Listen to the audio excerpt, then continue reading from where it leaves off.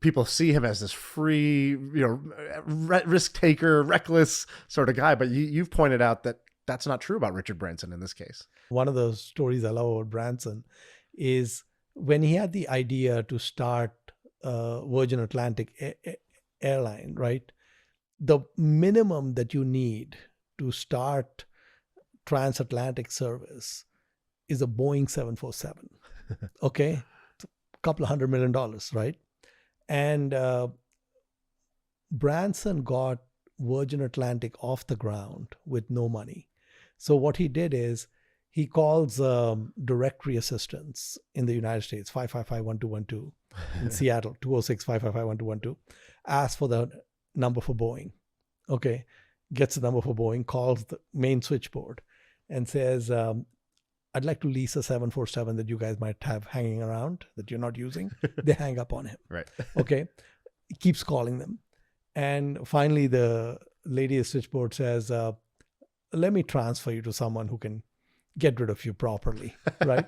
So she transfers him to someone who's head of like commercial sales.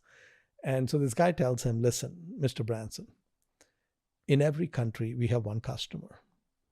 And you are not the customer. In the UK, it's British Airways.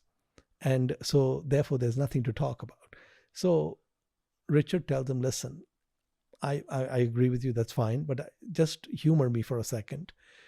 Do you have an old Boeing 747 lying around that you're not using? And he says, yeah, actually we do. And if one of your customers, like the one in the UK called you, like British Airways called you, and they wanted a plane, what would you lease it for? So he says, well, I really don't need to have this conversation, but we would lease it for about $200,000 a month.